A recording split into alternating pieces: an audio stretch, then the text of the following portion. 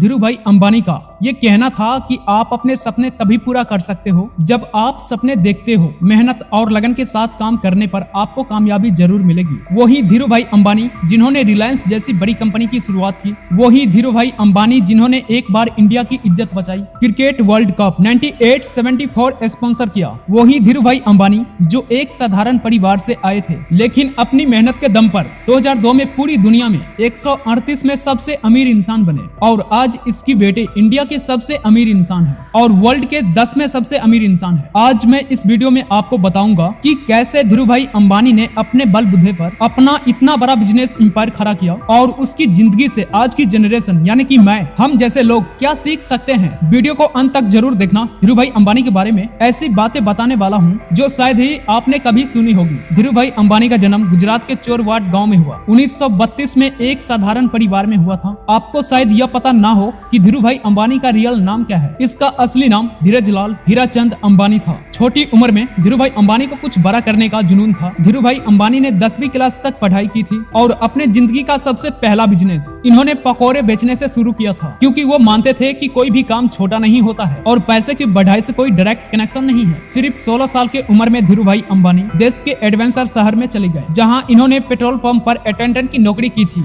उनकी मेहनत और जुनून को देखते हुए उसको उसी कंपनी में क्लर्क्स की नौकरी मिल गई। धीरूभाई अंबानी हमेशा अपने नौकरी के अलावा भी पैसे कमाने के बारे में सोचते थे। वो इसके लिए पार्ट टाइम में और दूसरे काम भी करते थे। यमन के उसके खिस्सों में उनके फेमस खिस्सा यह है कि वहाँ करेंसी के सिक्के चांदी के बने हुए थे और धीरूभाई ने यह नोटिस किया कि चांदी की कीमत सिक्कों की बराबर से ज्यादा होती है। आपको केवल समझाने के लिए बोलूं तो वो यह है कि जैसे कि मान लो 100 रुपए का सिक्का है चांदी का, उसका वैल्यू मार्केट में 100 रुपए की है, लेकिन अंबानी साहब ने सोचा कि इसको पिघला के बेचते हैं, इसकी वैल्यू और ज्यादा हो जाएगी क्योंकि ये सिक्का चांदी का है। उन्होंने इस लुक फोर में मौका देखा और वो उन सिक्कों को पिघला करके जमा कर करके ब्रिटिश के ट्रेडर को बेचना शुरू कर दिया। हालांकि यमन की सरकार को इसके बारे में पता लग गया और इस काम को रोका गया। यहाँ पर इससे पता लगता है कि वो कैसे जुगाड़ और स्मार्ट वर्क से पैसे कमाने के रास्ते खोज लेते थे। जिंदगी इसकी बहुत अच्छे चल रही थी, अच्छे खासे पैसे कमा रहे थे, लेकिन धीरूभाई अंबानी के मन में था कि उन्होंने अपना बिजनेस करना है और बहुत बड़ा आदमी बनना है और इसलिए 1958 में अपने परिवार को लेकर वो इंडिया वापस आ गए। इंडिया में आने के बाद में धीरूभाई अंबानी ने अपने गजन के साथ में मिलकर पॉलिटिक्स को इंपोर्ट करने का और मसालों को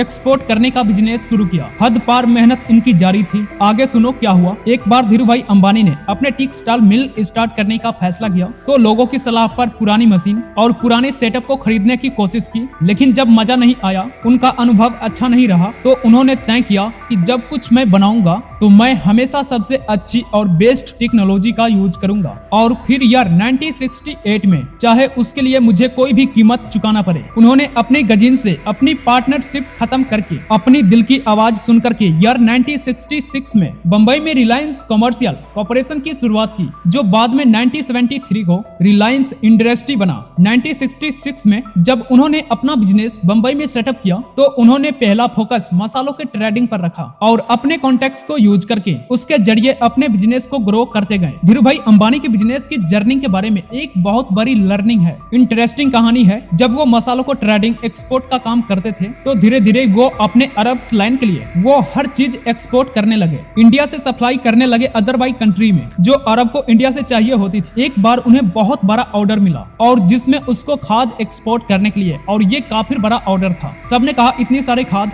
इतनी कम समय में बंबई जैसे शहर में कहां से मिलेंगे, लेकिन धीरूभाई अंबानी ने अनपढ़ ट्वीट लोगों को इकट्ठा करके, बेरोजगारों को इकट्ठा करके और एग्रीकल्चर और साइंटिस्ट की मदद से अपने इस ऑर्डर को टाइम पर कंप्लीट किया और काफी अच्छा पैसा कमाया। इसे बोलते हैं अपॉर्चुनिटी को पकड़ लेना। आप तैयार ना हो तब भी। धीरूभाई अंबानी की ऐसे बहुत किस्से हैं जो हमें बहुत कुछ सिखाते हैं। इनकी जर्नी भी आसान नहीं थी। बहुत लोगों ने उनको गिराने की कोशिश की, झूठी अफवाह भी फैलाई थी, उसको बर्बाद करने की कोशिश भी की थी। कई लोगों ने शेयर मार्केट में बेयर गैंग द्वारा उसको सीट को नीचे गिराने की कोशिश भी की गई थी, लेकिन हर बार धीरूभाई अंबानी अपने सोच वोज से, मेहनत से, परसिस्टेंट की वजह से आगे बढ़े और आज दुनिया इसके पीछे दीवानी है। ऐसे बहुत सारे किस्से हैं। इसकी पर्सनैलिटी जानने के लिए आप हमारे YouTube चैनल को सब्सक्राइब जरूर कर लेना। तो चलिए मिलते हैं अगले वीडियो के साथ। जय हिंद, वंदे मातरम।